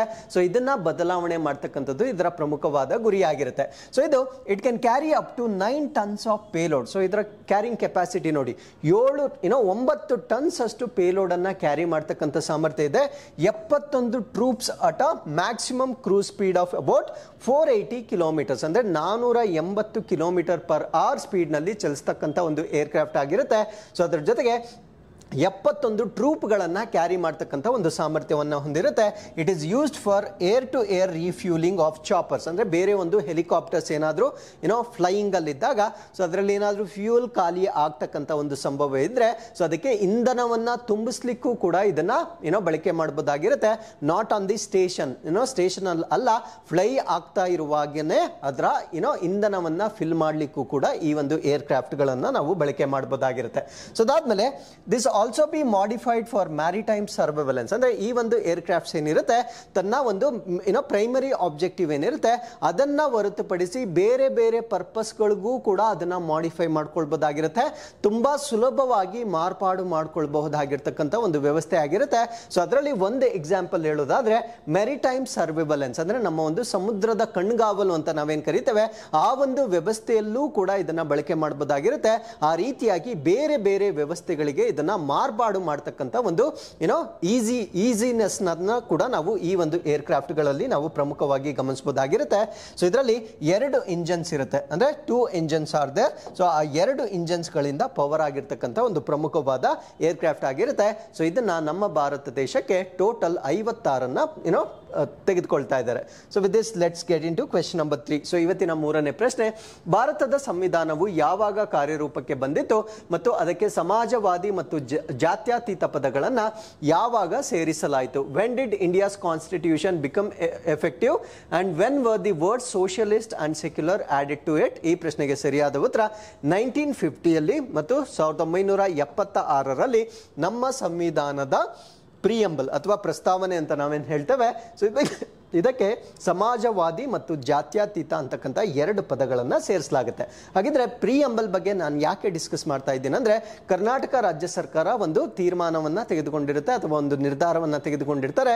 ಸೊ ಅದೇನು ಅಂದರೆ ನಮ್ಮ ಸಂವಿಧಾನದ ಪ್ರಿಯಂಬಲ್ ಅಥವಾ ಪ್ರಸ್ತಾವನೆ ಏನಿದೆ ಸೊ ಇದನ್ನ ಇನ್ಮೇಲೆ ಶಾಲೆಗಳಲ್ಲಿ ಪ್ರೇಯರ್ ಮಾಡ್ತಕ್ಕಂಥ ಒಂದು ಸಮಯದಲ್ಲಿ ಕಡ್ಡಾಯವಾಗಿ ಪ್ರಿಯಂಬಲ್ ಅನ್ನ ಇನ್ಮೇಲೆ ಓದ್ತಕ್ಕಂಥ ಒಂದು ನಿರ್ಧಾರವನ್ನು ತೆಗೆದುಕೊಂಡಿರುತ್ತೆ. ಸೊ ಆ ಒಂದು ಕಾರಣದಿಂದ ನಾನು ಪ್ರಿಯಂಬಲ್ ಬಗ್ಗೆ ಡಿಸ್ಕಸ್ ಮಾಡ್ತಾ ಇದ್ದೇನೆ. ಸೊ ಈಗ ಇರ್ತಕ್ಕಂಥ ಅಪ್ಡೇಟ್ ಏನು ಅಂದ್ರೆ, Karnataka government as mandated for the daily reading of preamble of the to the constitution the government run and private schools and colleges, ಅಂದ್ರೆ ಸರ್ಕಾರದಿಂದ ರನ್ ಆಗ್ತಕ್ಕಂಥ ಕಾಲೇಜ್ ಆಗಿರ್ಬೋದು, ಖಾಸಗಿ ಕಾಲೇಜ್ ಆಗಿರ್ಬೋದು, ಮತ್ತೆ ಈ ಒಂದು ಸ್ಕೂಲ್ಸ್ ಅಥವಾ ಕಾಲೇಜುಗಳಲ್ಲಿ ಪ್ರಿಯಂಬಲ್ ಅಥವಾ ಪ್ರಸ್ತಾವನೆಯನ್ನು ಓದ್ತಕ್ಕಂಥದ್ದು ಕಡ್ಡಾಯವಾಗಿರುತ್ತೆ. So it is mandatory for all students and teachers, ಬರೀ ಮಕ್ಕಳಿಗೆ ಮಾತ್ರವಲ್ಲ ಎಲ್ಲ ಶಿಕ್ಷಕರಿಗೂ ಎಲ್ಲ ಶಾಲೆಯಲ್ಲಿರ್ತಕ್ಕಂಥ ಎಲ್ಲರಿಗೂ ಪ್ರಮುಖವಾಗಿರ್ತಕ್ಕಂಥ ಒಂದು ಬದಲಾವಣೆ ಆಗಿರುತ್ತೆ. ಸೊ ಇದನ್ನ ಏನಕ್ಕೆ ಮಾಡ್ತಾ ಇದ್ದಾರೆ ಅಂದ್ರೆ ನಮ್ಮ ಸಂವಿಧಾನದ ಬಗ್ಗೆ ಮನವರಿಕೆಯನ್ನು ಬರಲಿಕ್ಕೆ ಮಾಡ್ತಾ ಇರ್ತಕ್ಕಂಥ ಒಂದು ನಿರ್ಧಾರವಾಗಿರುತ್ತೆ. ಸೊ ಅದಾದ್ಮೇಲೆ ಇದ್ರ ಜೊತೆಗೆ ನಾವು ಪ್ರಿಯಂಬಲ್ ಬಗ್ಗೆ ಸ್ವಲ್ಪ ಹೆಚ್ಚಿನ ಮಾಹಿತಿಯನ್ನು ತಿಳ್ಕೊಳ್ಳೋದಾದ್ರೆ, India presents the principles of the constitution and indicates the sources and its authority, ಅಂದ್ರೆ ಈ ಒಂದು ಪ್ರಸ್ತಾವನೆ ಅಂತ ನಾವೇನು ಕರಿತೇವೆ ಸೊ ಇದು ಸಂವಿಧಾನದ ತತ್ವಗಳನ್ನ ಪ್ರಸ್ತುತಪಡಿಸುತ್ತದೆ ಮತ್ತು ಅದರ ಅಧಿಕಾರದ ಮೂಲವನ್ನು ಸೂಚಿಸ್ತಕ್ಕಂಥ ಒಂದು ವಿಷಯವಾಗಿರುತ್ತೆ. ಅದಾದ್ಮೇಲೆ ಇದನ್ನ ಯಾವ ರೀತಿ ನಮ್ಮ ಕಾನ್ಸ್ಟಿಟ್ಯೂಷನ್ ಅಥವಾ ಸಂವಿಧಾನದಲ್ಲಿ ಅಳವಡಿಸ್ಕೊಳ್ತಾರೆ ಅಂದ್ರೆ, ಸೊ ಇದಕ್ಕೆ ಸೋರ್ಸ್ ಅನ್ನ ನಾವೇನಂತ ಕರಿತೀವಿ ಅಂದ್ರೆ ಆಬ್ಜೆಕ್ಟಿವ್ ರೆಸಲ್ಯೂಷನ್ ಅಂತ ಕರಿತೇವೆ. ಸೊ ಈ ಒಂದು ಆಬ್ಜೆಕ್ಟಿವ್ ರೆಸಲ್ಯೂಷನ್ ಅನ್ನ ಮೂವ್ ಮಾಡಿರ್ತಕ್ಕಂಥವ್ರು ಯಾರು ಅಂದ್ರೆ ಜವಾಹರ್ಲಾಲ್ ನೆಹರು ರವರು ಡಿಸೆಂಬರ್ 13, 1946ರಲ್ಲಿ ಸೊ ಈ ಒಂದು ಆಬ್ಜೆಕ್ಟಿವ್ ರೆಸಲ್ಯೂಷನ್ ಅನ್ನ ಮೂವ್ ಮಾಡ್ತಾರೆ. ಸೊ ಇದನ್ನ ಅಕ್ಸೆಪ್ಟ್ ಮಾಡಿರ್ತಕ್ಕಂಥದ್ದು ಜನವರಿ 22, 1947ರಲ್ಲಿ. ಈ ಒಂದು ಆಬ್ಜೆಕ್ಟಿವ್ ರೆಸಲ್ಯೂಷನ್ ಏನಿರುತ್ತೆ ಇದನ್ನ ನಾವು ಧ್ಯೇಯಗಳ ನಿರ್ಣಯ ಅಂತ ಕರಿತೇವೆ. ಸೊ ಇದರ ಮಾಡಿಫೈಡ್ ವರ್ಷನ್ ಅನ್ನ ನಾವೇನಂತ ಕರಿತೀವಿ ಅಂದ್ರೆ ಪ್ರಿಯಂಬಲ್ ಅಂತ ಕರಿತೇವೆ. ಸೊ ಪ್ರಿಯಂಬಲ್ ನ ಮೂಲ ಯಾವ್ದಾಗಿರುತ್ತೆ ಅಂದ್ರೆ ಈ ಆಬ್ಜೆಕ್ಟಿವ್ಸ್ ರೆಸಲ್ಯೂಷನ್ ಅನ್ನೋದು ನಮ್ಗಿಲ್ಲಿ ಪ್ರಮುಖವಾಗಿ ಗೊತ್ತಿರಬೇಕಾಗಿರುತ್ತೆ. ಸೊ ಅದಾದ್ಮೇಲೆ it was adopted on November 26, 1949 ಅಂದ್ರೆ ಆ ಆಬ್ಜೆಕ್ಟಿವ್ ರೆಸಲ್ಯೂಷನ್ ಅಂತ ನಾವೇನು ಹೇಳ್ತೇವೆ ಸೊ ಅದನ್ನ ನವೆಂಬರ್ 26, 1949ರಲ್ಲಿ ಅದನ್ನ ಅಡಾಪ್ಟ್ ಮಾಡಲಾಗುತ್ತೆ. So it came to effect on January 26, 1950 ಅಂದ್ರೆ ಆ ಒಂದು ಮಾಡಿಫೈ ಆಗಿರ್ತಕ್ಕಂಥ ಆಬ್ಜೆಕ್ಟಿವ್ ರೆಸಲ್ಯೂಷನ್ ಅಂತಕ್ಕಂಥದ್ದನ್ನ ಸೊ 1949ನಲ್ಲಿ ಅಡಾಪ್ಟ್ ಮಾಡಿಕೊಂಡ್ರು ಕೂಡ ಅದು ಕಾರ್ಯರೂಪಕ್ಕೆ ಬರ್ತಕ್ಕಂಥದ್ದು ಜಾನ್ವರಿ 26, 1950ಕ್ಕೆ ಕಾರ್ಯರೂಪಕ್ಕೆ ಬರುತ್ತೆ. ಸೊ ಈ ಒಂದು ದಿನವನ್ನ ನಾವು ಪ್ರತಿ ವರ್ಷ ನಮ್ಮ ಭಾರತ ದೇಶದಲ್ಲಿ ರಿಪಬ್ಲಿಕ್ ಡೇ ಅಥವಾ ಗಣರಾಜ್ಯೋತ್ಸವ ದಿನವನ್ನಾಗಿ ಆಚರಣೆ ಮಾಡ್ತಕ್ಕಂಥ ಒಂದು ದಿನವಾಗಿರುತ್ತೆ. ಸೊ ಈ ಒಂದು ಪ್ರಿಯಂಬಲ್ಗೆ ಎರಡು ವಿಷಯಗಳನ್ನ ಸೇರಿಸ್ತಾರೆ. ಒಂದನ್ನ ನಾವು ಸೋಷಿಯಲಿಸ್ಟ್, ಇನ್ನೊಂದನ್ನ ನಾವು ಸೆಕ್ಯುಲರ್ ಅಂತ ಕರಿತೇವೆ. ಸೊ ಕನ್ನಡದಲ್ಲಿ ಹೇಳೋದಾದ್ರೆ ಸಮಾಜವಾದಿ ಮತ್ತು ಜಾತ್ಯತೀತ ಅಂತ ಕರಿತೇವೆ. ಸೊ ಇದನ್ನ 42ನೇ ತಿದ್ದುಪಡಿ ಅಂದ್ರೆ 42nd ಅಮೆಂಡ್ಮೆಂಟ್ ಮಾಡುವುದರ ಮುಖಾಂತರ ಈ ಎರಡು ಪದಗಳನ್ನ ಸೇರಿಸ್ತಾರೆ. ಸೊ ಈ ಒಂದು ತಿದ್ದುಪಡಿ ಆಗಿರ್ತಕ್ಕಂಥ ದಿನಾಂಕ 1976ರಲ್ಲಿ ಆಗಿರ್ತಕ್ಕಂಥ ಒಂದು ತಿದ್ದುಪಡಿ ಆಗಿರುತ್ತೆ. ಹಾಗಿದ್ರೆ ಸೊ ಈ ಒಂದು ಕಾನ್ಸ್ಟಿಟ್ಯೂಷನ್ಗೆ ಸಂಬಂಧಪಟ್ಟಂತೆ ನಾವು ಕೇಳ್ತಾ ಇರ್ತಕ್ಕಂಥ ಇವತ್ತಿನ ಪ್ರಶ್ನೆ ಏನು ಅಂದ್ರೆ what is the Supreme Court's judgement on Keshavananda Bharati case. So ಈ ಒಂದು ಕೇಶವಾನಂದ ಭಾರತಿ ಕೇಸ್ ಏನಿರುತ್ತೆ ಸೊ ಇದಕ್ಕೆ ಸಂಬಂಧಪಟ್ಟಂತೆ ಸುಪ್ರೀಂ ಕೋರ್ಟ್ ಕೊಟ್ಟಿರ್ತಕ್ಕಂಥ ತೀರ್ಮಾನ ಯಾವುದು ಅನ್ನೋದು ನಮ್ಮ ಪ್ರಶ್ನೆ ಆಗಿರುತ್ತೆ. So with this let's get into question number 4. So ಇವತ್ತಿನ 4ನೇ ಪ್ರಶ್ನೆ, ಕರ್ನಾಟಕ ಸರ್ಕಾರವು ಗಿಗ್ ಕಾರ್ಮಿಕರಿಗೆ ನೀಡುವ ವಿಮಾ ಯೋಜನೆಯ ಹೆಸರೇನು? What is the name of the insurance scheme offered by the Karnataka government for gig workers? ನಾವು what you mean by gig workers? Gig workers ಅಂದ್ರೆ ಸೊ ಅವರು ಇನ್ಫಾರ್ಮಲ್ ಸೆಕ್ಟರ್ ಅಲ್ಲಿ ಕೆಲಸ ಮಾಡ್ತಕ್ಕಂಥ ನೌಕರರಾಗಿರ್ತಾರೆ, ಅಂದ್ರೆ ಅಸಂಘಟಿತ ವಲಯ ಅಂತ ಕರೀತೇವೆ. ಫಾರ್ ಎಕ್ಸಾಂಪಲ್ ಇವಾಗ Zomato, Swiggy, even small electrician ಆಗಿರ್ಬೋದು, ಪ್ಲಂಬರ್ ಆಗಿರ್ಬೋದು, ಈ ರೀತಿಯ ಒಂದು ಕೆಲಸಗಾರರನ್ನ ನಾವು ಗಿಗ್ ವರ್ಕರ್ಸ್ ಅಂತ ಕರಿತೇವೆ. ಸೊ ಈ ಗಿಗ್ ಕಾರ್ಮಿಕರಿಗಾಗಿ ಕರ್ನಾಟಕ ರಾಜ್ಯ ಇವಾಗ ಒಂದು ಇನ್ಶೂರೆನ್ಸ್ ಪ್ರೋಗ್ರಾಮ್ ಅನ್ನ ಲಾಂಚ್ ಮಾಡಿರುತ್ತೆ. ಆ ಪ್ರೋಗ್ರಾಮ್ ನ ಹೆಸರೇನು ಅನ್ನೋದು ನಮ್ಮ ಪ್ರಶ್ನೆ ಆಗಿತ್ತು. ಸೊ ಈ ಪ್ರಶ್ನೆಗೆ ಸರಿಯಾದ ಉತ್ತರ ಕರ್ನಾಟಕ ರಾಜ್ಯ ಗಿಗ್ ವರ್ಕರ್ಸ್ ವಿಮಾ ಯೋಜನೆ ಅಂತ ಕರೀತೇವೆ. ಸೊ ಈ ಒಂದು ಯೋಜನೆಯನ್ನ ಗಿಗ್ ಕಾರ್ಮಿಕರಿಗಾಗಿ ಕರ್ನಾಟಕ ಸರ್ಕಾರ ಮಾಡಿರ್ತಕ್ಕಂಥ ಒಂದು ಯೋಜನೆ ಆಗಿರುತ್ತೆ. ಸೊ ಇದರ ಪ್ರೀಮಿಯಂ ಅನ್ನ ಅವರು ಕಟ್ಟತಕ್ಕಂಥ ಅವಶ್ಯಕತೆ ಇಲ್ಲ, ಬಟ್ ಅಫಿಷಿಯಲಿ ಅವರು ರಿಜಿಸ್ಟರ್ ಅಥವಾ ನೋಂದಾವಣಿ ಮಾಡ್ಕೊಳ್ಬೇಕಾಗಿರುತ್ತೆ. ಸೊ ನೋಂದಾವಣಿ ಮಾಡಿಕೊಂಡ ನಂತರ ಸೊ ಇವರಿಗೆ ಆ ಒಂದು ಇನ್ಶೂರೆನ್ಸ್ ಅನ್ನ ಪಡಿಲಿಕ್ಕೆ ಒಂದು ಅಧಿಕಾರ ಅಥವಾ ಆ ಒಂದು ಫೆಸಿಲಿಟಿಯನ್ನ ಅವರು ಪಡಿಬಹುದಾಗಿರುತ್ತೆ. So Karnataka government announces 4 lakh insurance cover ಅಂದ್ರೆ 4 ಲಕ್ಷದವರೆಗೆ ಈ ಗಿಗ್ ಕಾರ್ಮಿಕರಿಗೆ ಒಂದು ಇನ್ಶೂರೆನ್ಸ್ ಅಥವಾ ವಿಮೆ ಯೋಜನೆಯನ್ನ ಅನೌನ್ಸ್ ಮಾಡಿರುತ್ತೆ. Karnataka state gig workers insurance scheme ಅಂತ ಕರೀತೇವೆ. ಸೊ ಈ ಯೋಜನೆಯ ಹೆಸರು ನಾನು ಪ್ರಶ್ನೆಯಲ್ಲಿ ಕೊಟ್ಟಿದ್ದ ಹಾಗೆ ಕರ್ನಾಟಕ ರಾಜ್ಯ ಗಿಗ್ ನೌಕರರ ವಿಮಾ ಯೋಜನೆ ಅಂತ ಕರೀತೇವೆ. ಸೊ ಈ ಒಂದು ಕಾರ್ಯಕ್ರಮವನ್ನ ಈಗ ಲಾಂಚ್ ಮಾಡಿರ್ತಾರೆ. ಸೊ ಇದು ಕರ್ನಾಟಕ ಸ್ಟೇಟ್ ಅನ್ಆರ್ಗನೈಸ್ಡ್ ವರ್ಕರ್ಸ್ ಅಂದ್ರೆ ಅಸಂಘಟಿತ ವಲಯ ಅಂತ ನಾವೇನು ಕರೀತೇವೆ, ಆ ಒಂದು ಅಸಂಘಟಿತ ವಲಯ ಸೋಷಿಯಲ್ ಸೆಕ್ಯೂರಿಟಿ ಬೋರ್ಡ್ ಇಂದ ಇಂಪ್ಲಿಮೆಂಟ್ ಆಗ್ತಕ್ಕಂಥ ಒಂದು ಯೋಜನೆ ಆಗಿರುತ್ತೆ. ಸೊ ಯಾರಿದನ್ನ ಇಂಪ್ಲಿಮೆಂಟ್ ಮಾಡ್ತಾರೆ ಅಂತ ಕೇಳಿದಾಗ ಕರ್ನಾಟಕ ರಾಜ್ಯ ಅಸಂಘಟಿತ ಕಾರ್ಮಿಕರ ಸಾಮಾಜಿಕ ಭದ್ರತಾ ಮಂಡಳಿ ಅಂತ ನಾವೇನು ಕರೀತೇವೆ. ಸೊ ಅವರಿಂದ ಇಂಪ್ಲಿಮೆಂಟ್ ಆಗ್ತಕ್ಕಂಥ ಒಂದು ಪ್ರಮುಖವಾದ ಯೋಜನೆ ಆಗಿರುತ್ತೆ.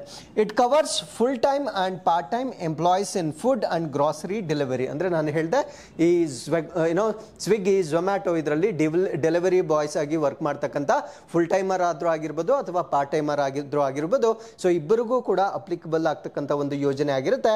As well as courier platform ಅಂದ್ರೆ ಈ ಡನ್ಜೋ ಅಂತ ನಾವೇನು ಕರಿತೇವೆ. ಸೊ ಅಲ್ಲಿ ಕೆಲಸ ಮಾಡ್ತಕ್ಕಂಥ ವ್ಯಕ್ತಿಗಳಿಗೂ ಕೂಡ ಅಪ್ಲಿಕಬಲ್ ಆಗ್ತಕ್ಕಂಥ ಒಂದು ಯೋಜನೆ ಆಗಿರುತ್ತೆ. ಸೊ ಟೋಟಲ್ ಇನ್ಶೂರೆನ್ಸ್ ಅಮೌಂಟ್ ಎಷ್ಟಿರುತ್ತೆ ಅಂದ್ರೆ 4 ಲಕ್ಷದವರೆಗೂ ಕೊಡ್ತಕ್ಕಂಥ ಒಂದು ಇನ್ಶೂರೆನ್ಸ್ ಅಮೌಂಟ್ ಆಗಿರುತ್ತೆ. ಸೊ ಇದರಲ್ಲಿ 2 ಲಕ್ಷವನ್ನ ನಾವು ಲೈಫ್ ಇನ್ಶೂರೆನ್ಸ್ ಅಂತ ಕರಿತೇವೆ. ಅಂದ್ರೆ ಅವ್ರಿಗೆ ಏನಾದರೂ ಡೆತ್ ಆದಾಗ ಕೊಡ್ತಕ್ಕಂಥ ಒಂದು ಅಮೌಂಟ್ ಆಗಿರುತ್ತೆ. ಸೊ 2 ಲಕ್ಷವನ್ನ ನಾವು ಆಕ್ಸಿಡೆಂಟ್ ಇನ್ಶೂರೆನ್ಸ್ ಅಂತ ಕರಿತೇವೆ, ಅಂದ್ರೆ ಅಪಘಾತವಾದಾಗ ಕೊಡ್ತಕ್ಕಂಥ ಒಂದು ಹಣವಾಗಿರುತ್ತೆ. ಸೊ ಈ ಒಂದು ನಮ್ಮ ಕರ್ನಾಟಕದಲ್ಲಿ ಆಕ್ಚುಲಿ ಈ ಗಿಗ್ ವರ್ಕರ್ಸ್ಗೆ ಸಂಬಂಧಪಟ್ಟಂತೆ ಯಾವುದೇ ಡೇಟಾ ಬೇಸ್ ಇಲ್ಲ.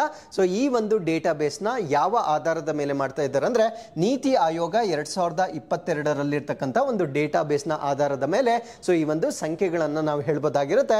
ಸೊ ಈ ಒಂದು ಡೇಟಾ ಬೇಸ್ನ ಪ್ರಕಾರ ನಮ್ಮ ಕರ್ನಾಟಕದಲ್ಲಿ 2,33,000 ಅಂದ್ರೆ 2.33 ಲ್ಯಾಕ್ ಅಷ್ಟು ಗಿಗ್ ವರ್ಕರ್ಸ್ ಇರೋದನ್ನ ನಾವಿಲ್ಲಿ ಪ್ರಮುಖವಾಗಿ ಗಮನಿಸಬಹುದಾಗಿರುತ್ತೆ. So with this let's get in to question number 5. So ಇವತ್ತಿನ ಪ್ರಶ್ನೆ ಸಂಖ್ಯೆ 5, ಪ್ರತಿ ವರ್ಷ ವಿಶ್ವ ಲಿಂಫೋಮಾ ಜಾಗೃತಿ ದಿನವನ್ನ ಯಾವಾಗ ಆಚರಿಸಲಾಗುತ್ತದೆ? So when is world lymphoma awareness day observed each year? So ಈ ಪ್ರಶ್ನೆಗೆ ಸರಿಯಾದ ಉತ್ತರ ಸೆಪ್ಟೆಂಬರ್ 15ನೇ ತಾರೀಕು ಈ ಒಂದು ದಿನವನ್ನ ಆಚರಣೆ ಮಾಡಲಾಗುತ್ತೆ. ಸೊ ಈ ಆರ್ಟಿಕಲ್ ಅಲ್ಲಿ ನಾವು ಲಿಂಫೋಮಾ ಬಗ್ಗೆ ಹೆಚ್ಚಿನ ಮಾಹಿತಿಯನ್ನ ತಿಳ್ಕೊಳ್ತಾ ಬರೋಣ. ನಾವು what you mean by lymphoma? So lymphoma ಅಂತಕ್ಕಂಥದ್ದು ನಮ್ಮ ದೇಹದಲ್ಲಿರ್ತಕ್ಕಂಥ ಲಿಂಫ್ಯಾಟಿಕ್ ಸಿಸ್ಟಮ್ ಅಂತ ನಾವೇನು ಕರಿತೇವೆ, ಸೊ ಇದಕ್ಕೆ ತೊಂದರೆಯನ್ನ ಉಂಟು ಮಾಡ್ತಕ್ಕಂಥ ಒಂದು ಕಾಯಿಲೆ ಆಗಿರುತ್ತೆ. ಸೊ ಇವಾಗ ನಮಗೆ ಪ್ರಶ್ನೆ ಬರುತ್ತೆ, ಸರ್ ಲಿಂಫ್ಯಾಟಿಕ್ ಸಿಸ್ಟಮ್ ಅಂದ್ರೆ ಏನು? ಲಿಂಫ್ಯಾಟಿಕ್ ಸಿಸ್ಟಮ್ ಅಂದ್ರೆ ನಮಗೆ ರೋಗ ನಿರೋಧಕ ಶಕ್ತಿಯನ್ನ ನೀಡ್ತಕ್ಕಂಥ ಒಂದು ವ್ಯವಸ್ಥೆಯನ್ನ ನಾವು ಲಿಂಫ್ಯಾಟಿಕ್ ಸಿಸ್ಟಮ್ ಅಂತ ಕರಿತೇವೆ. ಸೊ ಈ ಒಂದು ಲಿಂಫ್ಯಾಟಿಕ್ ಸಿಸ್ಟಮ್ ಅಂತಕ್ಕಂಥದ್ದು ನಮ್ಮ WBC ವೈಟ್ ಬ್ಲಡ್ ಸೆಲ್ಸ್ ಅಂತ ನಾವೇನು ಕರಿತೇವೆ, ಸೊ ಇದನ್ನ ಪ್ರೊಡ್ಯೂಸ್ ಮಾಡ್ತಕ್ಕಂಥ ಒಂದು ವ್ಯವಸ್ಥೆ ಆಗಿರುತ್ತೆ. ನಿಮಗೆ ಗೊತ್ತಿರುತ್ತೆ WBC ಅನ್ನ ನಾವು ರೋಗ ನಿರೋಧಕ ಶಕ್ತಿಯನ್ನ ನೀಡ್ತಕ್ಕಂಥ ಒಂದು ರಕ್ತ ಕಣಗಳು ಅಂತ ಕರಿತೇವೆ.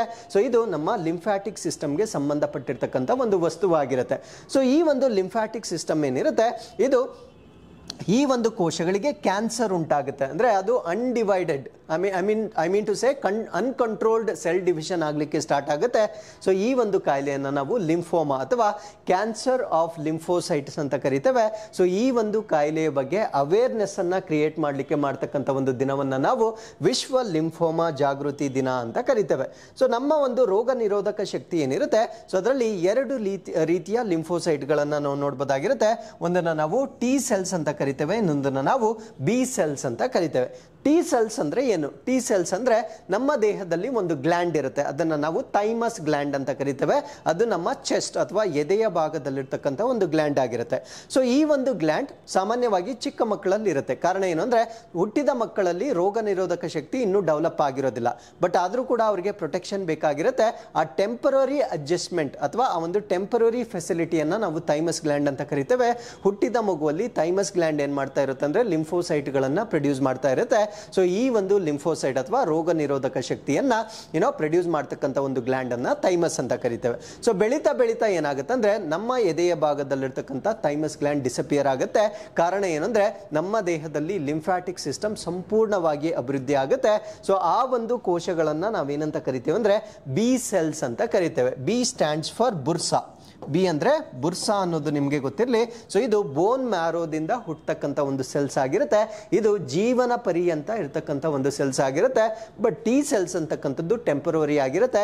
ಸೊ ಎಲ್ಲಿಯವರೆಗೂ ನಮ್ಮ ದೇಹದಲ್ಲಿ ಥೈಮಸ್ ಗ್ಲ್ಯಾಂಡ್ ಇರುತ್ತೆ ಅಲ್ಲಿವರೆಗೂ ಮಾತ್ರ ಪ್ರೊಡ್ಯೂಸ್ ಆಗ್ತಕ್ಕಂಥ ಒಂದು ಕೋಶಗಳಾಗಿರುತ್ತೆ. ಸೊ ಇದ್ರ ಬಗ್ಗೆ ಪ್ರಶ್ನೆಯನ್ನ UPSC ಪ್ರಿಲಿಮ್ಸ್ ಅಲ್ಲಿ ಕೂಡ ಕೇಳಿರ್ತಾರೆ. So be careful about it. So ಇದ್ರ ಬಗ್ಗೆ ಪ್ರಶ್ನೆಗಳಾಗ್ತಕ್ಕಂಥ ಸಾಧ್ಯತೆ ಬಹಳ ಜಾಸ್ತಿ ಇರುತ್ತೆ. ಹಾಗಿದ್ರೆ ಈ ಒಂದು ದಿನವನ್ನ ನಾವು ಸೆಪ್ಟೆಂಬರ್ 15ನೇ ತಾರೀಕು ಅಬ್ಸರ್ವ್ ಮಾಡ್ತೇವೆ. So it's a type of a cancer that affects the lymphatic system. So ನಮ್ಮ ದೇಹದಲ್ಲಿರ್ತಕ್ಕಂಥ ಲಿಂಫ್ಯಾಟಿಕ್ ಸಿಸ್ಟಮ್ ಮೇಲೆ ತೊಂದರೆಯನ್ನು ಉಂಟು ಮಾಡ್ತಕ್ಕಂಥ ಒಂದು ಕಾಯಿಲೆ ಆಗಿರುತ್ತೆ. So Lymphoma is a type of blood cancer that originates in the lymphoid organ and lymph nodes. ಅಂದ್ರೆ ನಮ್ಮ ದೇಹದಲ್ಲಿ ಅನೇಕ ಭಾಗಗಳಲ್ಲಿ ಈ ಲಿಂಫ್ ನೋಡ್ಗಳನ್ನು ನಾವು ನೋಡಬಹುದಾಗಿರುತ್ತೆ. ಆ ಲಿಂಫ್ ನೋಡ್ಗಳಿಗೆ ಬರ್ತಕ್ಕಂಥ ಒಂದು ಕ್ಯಾನ್ಸರ್ ಆಗಿರುತ್ತೆ. ಕ್ಯಾನ್ಸರ್ ಅಂದ್ರೆ ಆ ಒಂದು ಆರ್ಗನ್ ಅನ್ಕಂಟ್ರೋಲ್ಡ್ ಆಗಿ ಡಿವೈಡ್ ಆಗ್ತಾನೆ ಇರುತ್ತೆ, ವಿಭಜನೆ ಆಗ್ತಾನೆ ಇರುತ್ತೆ. ಆ ಒಂದು ಕಾಯಿಲೆಯನ್ನು ನಾವು ಲಿಂಫೋಮಾ ಅಂತ ಕರಿತೇವೆ. ಸೊ ಅದ್ರ ಜೊತೆಗೆ ನಮ್ಮ ಸ್ಪ್ಲೀನ್ ಆಗಿರ್ಬೋದು, ಲಿವರ್ ಆಗಿರ್ಬೋದು, ಮತ್ತೆ ಟಾನ್ಸಿಲ್ಸ್ ಆಗಿರ್ಬೋದು, ಇಲ್ಲೂ ಕೂಡ ಕ್ಯಾನ್ಸರ್ ಕಾಸ್ ಆಗುತ್ತೆ. ಈ ಕಾಯಿಲೆಯನ್ನು ನಾವೇನಂತ ಕರಿತೀವಿ ಅಂದ್ರೆ ಲಿಂಫೋಮಾ ಅಂತ ಕರಿತೇವೆ. So types of lymphoma. So ಲಿಂಫೋಮಾದಲ್ಲಿರ್ತಕ್ಕಂಥ ವಿಧಗಳನ್ನು ನಾವು ಚರ್ಚೆ ಮಾಡೋದಾದ್ರೆ, so it originates in lymphocytes, a type of white blood cells. ಅಂದ್ರೆ ಲಿಂಫೋಮಾ ಅಂತಕ್ಕಂಥದ್ದು ಒಂದು ಕ್ಯಾನ್ಸರ್. ಇದು ಪ್ರಾರಂಭ ಆಗೋದು ಎಲ್ಲಿ ಅಂತ ಕೇಳಿದಾಗ ಲಿಂಫೋಸೈಟ್ಸ್ ಅಂತ ಕರಿತೇವೆ. ಅ type of white blood cell ಅಂದ್ರೆ ನಮ್ಮ ಒಂದು WBC ಏನಿರುತ್ತೆ ಅದರ ಒಂದು ರೀತಿಯನ್ನ ನಾವು ಲಿಂಫೋಸೈಟ್ಸ್ ಅಂತ ಕರಿತೇವೆ. ಈ ಲಿಂಫೋಸೈಟ್ಸ್ ಮೊದಲಿಗೆ ಅನ್ಕಂಟ್ರೋಲ್ಡ್ ಆಗಿ ಡಿವೈಡ್ ಆಗ್ಲಿಕ್ಕೆ ಸ್ಟಾರ್ಟ್ ಆಗುತ್ತೆ. ಅವಾಗ ಈ ಕಾಯಿಲೆ ಸ್ಟಾರ್ಟ್ ಆಯ್ತು ಆಯಿತು ಅಂತ ಅರ್ಥ. ಸೊ ಈ ಒಂದು ಲಿಂಫೋಮಾದಲ್ಲಿ 2 ಟೈಪ್ಸ್ ಇರುತ್ತೆ. ಒಂದನ್ನ ಹಾಜ್ಕಿನ್ಸ್ ಲಿಂಫೋಮಾ ಅಂತ ಕರಿತೇವೆ, ಇನ್ನೊಂದನ್ನ ನಾನ್ ಹಾಜ್ಕಿನ್ಸ್ ಲಿಂಫೋಮಾ ಅಂತ ಕರಿತೇವೆ. ಸೊ ಅದು ಹಾಜ್ಕಿನ್ ಲಿಂಫೋಮಾ ಆದ್ರೂ ಆಗಿರ್ಬೋದು ಅಥವಾ ನಾನ್ ಹಾಜ್ಕಿನ್ ಲಿಂಫೋಮಾ ಆದ್ರೂ ಕೂಡ ಆಗಿರ್ಬೋದು. ಎರಡರಲ್ಲೂ ಕೂಡ there will be abnormal growth in the lymph nodes, spleen and other lymphatic tissues. ಅಂದ್ರೆ ನಮ್ಮ ದೇಹದಲ್ಲಿರ್ತಕ್ಕಂಥ ಲಿಂಫ್ ನೋಡ್ಗಳಾಗಿರ್ಬೋದು, ಸ್ಪ್ಲೀನ್ ಗುಲ್ಮಾ ಅಂತ ಕರಿತೇವೆ, ಗುಲ್ಮಾದಲ್ಲಿ ಬ್ಲಡ್ ಸ್ಟೋರ್ ಆಗಿರುತ್ತೆ, ಬ್ಲಡ್ ಪ್ಯೂರಿಫೈ ಕೂಡ ಆಗುತ್ತೆ ಟು ಸಮ್ ಎಕ್ಸ್ಟೆಂಟ್. ಸೊ ಈ ಲಿಂಫ್ ನೋಡ್ಗಳಾಗಿರ್ಬೋದು, ಗುಲ್ಮಾ ಅಥವಾ ಸ್ಪ್ಲೀನ್ ಆಗಿರ್ಬೋದು, ಮತ್ತೆ ನಮ್ಮ ದೇಹದಲ್ಲಿರ್ತಕ್ಕಂಥ ಲಿಂಫ್ಯಾಟಿಕ್ ಟಿಶ್ಯೂ ಆಗಿರ್ಬೋದು. ಸೊ ಇದು ಮತ್ತೆ ಅನ್ಕಂಟ್ರೋಲ್ಡ್ ಡಿವೈಡ್ ಆಗಲಿಕ್ಕೆ ಸ್ಟಾರ್ಟ್ ಆಗುತ್ತೆ. ಸೊ ಅವಾಗ ಈ ಒಂದು ಕಾಯಿಲೆ ಸಂಪೂರ್ಣವಾಗಿ ನಮ್ಮ ದೇಹವನ್ನ ಆವರಿಸುತ್ತೆ. ಸೊ ಲಿಂಫೋಮಾ ಆಗ್ಲಿಕ್ಕೆ ಕಾರಣಗಳೇನು? So there are many reasons. ಅದರಲ್ಲಿ ಕೆಲವೊಂದು ರೀಸನ್ಸ್ ಅನ್ನ ನಾವು ನೋಡೋದಾದ್ರೆ ಜೆನೆಟಿಕ್ ಫ್ಯಾಕ್ಟರ್ಸ್, ಅಂದ್ರೆ ಅನುವಂಶೀಯವಾಗಿ ಕೂಡ ಈ ಕಾಯಿಲೆ ಬರ್ಬೋದಾಗಿರುತ್ತೆ. ಅದಾದ್ಮೇಲೆ ನಮ್ಮ ದೇಹದ ಇಮ್ಯೂನ್ ಸಿಸ್ಟಮ್ ಅಥವಾ ರೋಗ ನಿರೋಧಕ ಶಕ್ತಿ ಕುಗ್ಗಿದಾಗ, ರೋಗ ನಿರೋಧಕ ಶಕ್ತಿ ಯಾವಾಗ ಕುಗ್ಗುತ್ತಂದ್ರೆ ನಮ್ಮ ದೇಹದಲ್ಲಿ HIV ಅಥವಾ ಏಡ್ಸ್ ಬಂದಾಗ ಇದು ಟಿ ಲಿಂಫೋಸೈಟ್ಸ್ ಅನ್ನ ಅಟ್ಯಾಕ್ ಮಾಡುತ್ತೆ. CD4 ಸೆಲ್ಸ್ ಅಂತ ಕರಿತೇವೆ. ಆ CD4 ಸೆಲ್ಸ್ ಅನ್ನ ಅಟ್ಯಾಕ್ ಮಾಡಿದಾಗ ಸೊ ನಮ್ಮ ದೇಹಕ್ಕೆ ಆಪರ್ಚುನಿಸ್ಟಿಕ್ ಡಿಸೀಸಸ್ ಅಂತ ಕರಿತೇವೆ. ಆಪರ್ಚುನಿಸ್ಟಿಕ್ ಅಂದ್ರೆ ಅವಕಾಶವಾದಿ ಕಾಯಿಲೆಗಳು ಅಂತ ಕರಿತೇವೆ. ಅವು ಯಾವಾಗ ಬರುತ್ತಂದ್ರೆ ಯಾವಾಗ ನಮ್ಮ ದೇಹದ ಇಮ್ಯುನಿಟಿ ಕಡಿಮೆ ಆಗುತ್ತೆ ಅವಾಗ ಬರ್ತಕ್ಕಂಥ ಕಾಯಿಲೆಗಳನ್ನ ನಾವು ಆಪರ್ಚುನಿಸ್ಟಿಕ್ ಅಥವಾ ಅವಕಾಶವಾದಿ ಕಾಯಿಲೆಗಳು ಅಂತ ಕರಿತೇವೆ. ಸೊ ಅದಾದ್ಮೇಲೆ ಎನ್ವೈರನ್ಮೆಂಟಲ್ ಫ್ಯಾಕ್ಟರ್ಸ್, ಅಂದ್ರೆ ಕೆಲವೊಂದು ರಾಸಾಯನಿಕ ವಸ್ತುಗಳಿಂದ ಕೂಡ ಲಿಂಫೋಮಾ ಬರುತ್ತೆ. ಸೊ ಅದಕ್ಕೆ ಬೆಸ್ಟ್ ಎಕ್ಸಾಂಪಲ್ ಯಾವುದು ಅಂದ್ರೆ ಪೆಸ್ಟಿಸೈಡ್ಸ್ ಅಥವಾ ಕೀಟನಾಶಕಗಳಿಂದ ಬರ್ತಕ್ಕಂಥ ಒಂದು ಕಾಯಿಲೆ ಆಗಿರುತ್ತೆ. ಅದಾದ್ಮೇಲೆ ಒಂದು ವೈರಸ್ ಕೂಡ ಈ ಕಾಯಿಲೆಯನ್ನು ಉಂಟು ಮಾಡುತ್ತೆ. ಆ ವೈರಸ್ ಯಾವುದು ಅಂದ್ರೆ ಎಪ್ಸ್ಟೀನ್ ಬಾರ್ ವೈರಸ್ ಅಂತ ಕರಿತೇವೆ. ಈ ಎಪ್ಸ್ಟೀನ್ ಬಾರ್ ವೈರಸ್ ಇಂದ ಕೂಡ ಲಿಂಫೋಮಾ ಬರ್ತಕ್ಕಂಥ ಒಂದು ಸಾಧ್ಯತೆ ಇರುತ್ತೆ. So with this let's get into question number 6. So ಇವತ್ತಿನ 6ನೇ ಪ್ರಶ್ನೆ, 2024 ವಸಂತ ಕಾಲದಲ್ಲಿ ಹಲವಾರು ನ್ಯಾಟೋ ಸದಸ್ಯ ರಾಷ್ಟ್ರಗಳು ಮತ್ತು ಸ್ವೀಡನ್ ಒಳಗೊಂಡಿರುವ ಅತಿ ದೊಡ್ಡ ಮಿಲಿಟರಿ ಅಭ್ಯಾಸದ ಹೆಸರೇನು? What is the name of NATO's largest military exercise scheduled for the spring of 2024 involving numerous NATO members and Sweden? So ಇಲ್ಲಿ ಯಾಕೆ ನ್ಯಾಟೋ ಅಂತ ಬರ್ದಿದ್ರೆ ಸಾಕಾಗಿತ್ತಲ್ಲ, ಸ್ವೀಡನ್ ಅಂತ ಯಾಕೆ ಪ್ರತ್ಯೇಕವಾಗಿ ಬರ್ದಿದ್ದೀರಾ ಅಂತ ಕೇಳಿದಾಗ, ಸೊ ನ್ಯಾಟೋಗೆ ಇನ್ನೂ ಸ್ವೀಡನ್ ಅಧಿಕೃತವಾಗಿ ಸೇರ್ಕೊಂಡಿಲ್ಲ, but it is in the process, ಅದು ಇನ್ನೂ ಪ್ರೋಸೆಸ್ ಅಲ್ಲಿದೆ. ಆದರೂ ಕೂಡ ಸ್ಪೇನ್ ಅನ್ನ ಈ ಒಂದು ಅಭ್ಯಾಸದಲ್ಲಿ ಅವರು ವೆಲ್ಕಮ್ ಮಾಡಿರ್ತಾರೆ. ಸೊ ಈ ಒಂದು ಅಭ್ಯಾಸ ನ್ಯಾಟೋಗೆ ಸಂಬಂಧಪಟ್ಟಂತೆ ಶೀತಲ ಸಮರ ಅಥವಾ ಕೋಲ್ಡ್ ವಾರ್ ಅಂತ ನಾವೇನ್ ಕರಿತೇವೆ. ಸೊ ಅದರ ನಂತರ ಮಾಡ್ತಾ ಇರ್ತಕ್ಕಂಥ ಬೃಹತ್ ಆಗಿರ್ತಕ್ಕಂಥ ಒಂದು ಎಕ್ಸರ್ಸೈಸ್ ಆಗಿರುತ್ತೆ. ಆ ಎಕ್ಸರ್ಸೈಸ್ ಅನ್ನ ಏನಂತ ಕರೀತಾರೆ ಅನ್ನೋದು ಪ್ರಶ್ನೆ ಆಗಿತ್ತು. ಸೊ ಇದನ್ನು ನಾವು ಸ್ಟೆಡ್ ಫಾಸ್ಟ್ ಡಿಫೆಂಡರ್ ಅಂತ ಕರಿತೇವೆ. ಸೊ ಇದು ನ್ಯಾಟೋಗೆ ಸಂಬಂಧಪಟ್ಟಂತೆ ಅತ್ಯಂತ ಬೃಹತ್ ಆಗಿರ್ತಕ್ಕಂಥ ಒಂದು ಮಿಲಿಟರಿ ಎಕ್ಸರ್ಸೈಸ್ ಆಗಿರುತ್ತೆ. ಸೊ ಈ ಒಂದು ಎಕ್ಸರ್ಸೈಸ್ ನ ಹೆಸರು ಚೆನ್ನಾಗಿ ಜ್ಞಾಪಕ ಇಟ್ಕೊಳ್ಳಿ. ಇದನ್ನು ನಾವು ಸ್ಟೆಡ್ ಫಾಸ್ಟ್ ಡಿಫೆಂಡರ್ ಅಂತ ಕರಿತೇವೆ. ಸೊ ಇದರಲ್ಲಿ 500 ಏರ್ ಕಂಬ್ಯಾಟ್ ಮಿಷನ್ಸ್ ಅಥವಾ ಇಲ್ಲಿ ಸಂಖ್ಯೆಗಳನ್ನ ನೀವು ನೋಡಬಹುದಾಗಿರುತ್ತೆ. 41,000 ಗ್ರೌಂಡ್ ಟ್ರೂಪ್ಸ್ ಅನ್ನ ಹೊಂದಿರತಕ್ಕಂಥ ಒಂದು ಎಕ್ಸರ್ಸೈಸ್ ಆಗಿರುತ್ತೆ. ನೀವು ಇಮ್ಯಾಜಿನ್ ಮಾಡ್ಕೊಳ್ಬಹುದು, 41,000 ಪೀಪಲ್ ಅಲ್ಲ, ಟ್ರೂಪ್ಸ್ ಅಂದ್ರೆ ಮತ್ತೆ ಅದರಲ್ಲಿ there will be so many personnel. So ಅಷ್ಟು ಬೃಹತ್ ಆಗಿರ್ತಕ್ಕಂಥ ಒಂದು ಅಭ್ಯಾಸವನ್ನ ಮಾಡ್ತಾ ಇರ್ತಾರೆ. ಸೊ ಇದು ಸ್ವೀಡನ್ ಅನ್ನು ಕೂಡ ಇನ್ಕ್ಲೂಡ್ ಆಗಿರ್ತಕ್ಕಂಥ ಒಂದು ಅಭ್ಯಾಸವಾಗಿರುತ್ತೆ. ಸೊ ಇದೆಲ್ಲ ನಡೀತಾ ಇದೆ. It will be carried out on the territory of Germany, Poland and ballistic countries. ಅಂದ್ರೆ ಜರ್ಮನಿ ಆಗಿರ್ಬೋದು, ಪೋಲ್ಯಾಂಡ್ ಆಗಿರ್ಬೋದು, ಮತ್ತೆ ಬಾಲ್ಟಿಕ್ ಕಂಟ್ರೀಸ್ ಅಂತ ನಾವೇನ್ ಕರಿತೇವೆ. ಸೊ ಈ ಒಂದು ಪ್ರದೇಶದಲ್ಲಿ ನಡೀತಕ್ಕಂಥ ಒಂದು ಅಭ್ಯಾಸವಾಗಿರುತ್ತೆ. Sweden whose full accession to NATO is yet to be approved. So ನಾನು ಮುಂಚೆನೆ ಹೇಳಿದಾಗೆ ಈ ಸ್ವೀಡನ್ ಅಂತಕ್ಕಂಥದ್ದು ಇನ್ನೂ ಸಂಪೂರ್ಣವಾಗಿ ಅಧಿಕೃತವಾಗಿ ನ್ಯಾಟೋಗೆ ಸೇರಿಲ್ಲ. ಆದರೂ ಕೂಡ ಸ್ವೀಡನ್ ಕೂಡ ಈ ಒಂದು ಎಕ್ಸರ್ಸೈಸ್ ಅಲ್ಲಿ ಪಾರ್ಟಿಸಿಪೇಟ್ ಮಾಡ್ತಾ ಇದೆ. ಸೊ ಈ ಮ್ಯಾಪ್ ಅಲ್ಲಿ ನೀವು ಗಮನಿಸಬಹುದಾಗಿರುತ್ತೆ, ಈ ಬ್ಲೂ ಕಲರ್ ಇರ್ತಕ್ಕಂಥ ಎಲ್ಲ ರಾಷ್ಟ್ರಗಳನ್ನ ನಾವು ನ್ಯಾಟೋ ನೇಷನ್ಸ್ ಅಂತ ಕರಿತೇವೆ. ಸೊ ಇಲ್ಲಿ ಸ್ವೀಡನ್ ಮತ್ತೆ ಫಿನ್ಲ್ಯಾಂಡ್ ಸೊ ಇನ್ನೂ ಅಧಿಕೃತವಾಗಿ ಸೇರ್ಕೊಂಡಿಲ್ಲ. ಸೊ ಅದರಿಂದ ಪ್ರಾಸ್ಪೆಕ್ಟಿವ್ ನ್ಯಾಟೋ ಮೆಂಬರ್ಸ್ ಅಂತ ಕರಿತೇವೆ. ಸೊ ನ್ಯಾಟೋನ ಏನಕ್ಕೆ ಮಾಡಿದ್ದಾರೆ ಅಂದ್ರೆ, ಫಾರ್ ಎಕ್ಸಾಂಪಲ್ ನ್ಯಾಟೋ ಗುಂಪಿನಲ್ಲಿರ್ತಕ್ಕಂಥ ರಾಷ್ಟ್ರಗಳ ಮೇಲೆ ನ್ಯಾಟೋ ಗುಂಪಿನಲ್ಲಿ ಇಲ್ಲದೆ ಇರತಕ್ಕಂಥ ಯಾವುದೇ ರಾಷ್ಟ್ರ ಅಟ್ಯಾಕ್ ಮಾಡಿದಾಗ ನ್ಯಾಟೋ ಗುಂಪಿನಲ್ಲಿರ್ತಕ್ಕಂಥ ಎಲ್ಲ ಸದಸ್ಯ ರಾಷ್ಟ್ರಗಳು ಅವರಿಗೆ ಬೆಂಬಲವನ್ನ ಮಾಡ್ತಾರೆ. ಸೊ ಆ ರೀತಿಯ ಒಂದು ಸಿಸ್ಟಮ್ ಅನ್ನ ನಾವು ನ್ಯಾಟೋ ಅಂತ ಕರಿತೇವೆ. So with this we are come to the snippet. So ಇವತ್ತಿನ ಕೊನೆಯ ಸ್ನಿಪೆಟ್ ಯಾವುದು ಅಂದರೆ international day of democracy 2023. So ಈ ಒಂದು ದಿನವನ್ನು ಸೆಪ್ಟೆಂಬರ್ 15ನೇ ತಾರೀಕು ಆಚರಣೆ ಮಾಡಲಾಗುತ್ತೆ. ಸೊ ಡೆಮೋಕ್ರಸಿ ಅಂದರೆ ಏನು? ಡೆಮೋಸ್ ಅಂದರೆ citizen of the city state or city state ಅಂತ ಕರಿತೇವೆ. ಅಂದರೆ ಡೆಮೋಕ್ರಸಿನ ಎರಡು ವರ್ಡ್ಸ್ ಆಗಿ ನಾವು ಸ್ಪ್ಲಿಟ್ ಮಾಡ್ಬೋದಾಗಿರುತ್ತೆ. ಡೆಮೋಸ್ ಅಂದ್ರೆ ನಗರ ರಾಜ್ಯದ ನಾಗರಿಕ ಅಂತ ಕರಿತೇವೆ. ಸೊ ನಗರ ಆಗಿರ್ಬೋದು ಅಥವಾ ರಾಷ್ಟ್ರ ಆಗಿರ್ಬೋದು, ಸೊ ಅದರ ನಾಗರಿಕ ಅಂತ ಕರಿತೇವೆ. ಸೊ ಇನ್ನೊಂದನ್ನು ನಾವು ಕ್ರಾಟೋಸ್ ಅಂತ ಕರಿತೇವೆ. ಕ್ರಾಟೋಸ್ ಅಂದ್ರೆ power or rule from form of a government ಅಂತ ಕರಿತೇವೆ. ಅಂದ್ರೆ ಕ್ರಾಟೋಸ್ ಅಂದ್ರೆ ಅಧಿಕಾರ ಅಥವಾ ಆಡಳಿತ ಸರ್ಕಾರದ ರೂಪ ಅಂತ ಕರಿತೇವೆ. ಸೊ ಎರಡನ್ನ ಸೇರಿಸಿ ನಾವು ಡೆಮೋಕ್ರಸಿ ಅಂತ ಕರಿತೇವೆ. ಸೊ ಈ ಒಂದು ದಿನವನ್ನ ನಾವು ಅಥವಾ ಈ ಒಂದು ಡೆಮೋಕ್ರಸಿ ಡೇ ಅನ್ನ ಪ್ರತಿ ವರ್ಷ ಸೆಪ್ಟೆಂಬರ್ 15ನೇ ತಾರೀಕು ಆಚರಣೆ ಮಾಡಲಾಗುತ್ತೆ. ಸೊ ಇಲ್ಲಿಗೆ ಇವತ್ತಿನ ಎಲ್ಲ ಪ್ರಚಲಿತ ಘಟನೆಗಳು ಕಂಪ್ಲೀಟ್ ಆಗಿರುತ್ತೆ. So with this we are come to the last segment, inquest ಚಾಲೆಂಜ್ಗೆ ಬಂದಿದ್ದೇವೆ. ಸೊ ಇಲ್ಲಿ ನೀವು ವಿಡಿಯೋನ ಪಾಸ್ ಮಾಡಿ ಈ ಪ್ರಶ್ನೆಗಳಿಗೆ ಸರಿ ಉತ್ತರಗಳನ್ನು ನಮಗೆ ಕಮೆಂಟ್ಸ್ ಅಲ್ಲಿ ತಿಳಿಸಬಹುದಾಗಿರುತ್ತೆ. ಇದು ಪ್ರಶ್ನೆ ಸಂಖ್ಯೆ 1, ಇದು ಪ್ರಶ್ನೆ ಸಂಖ್ಯೆ 2. ವಿಡಿಯೋನ ಪಾಸ್ ಮಾಡ್ಕೊಳ್ಬಹುದಾಗಿರುತ್ತೆ. So once again I will meet you tomorrow with tomorrow's updates. Till then keep reading, take care of yourselves, and thank you very much for watching this.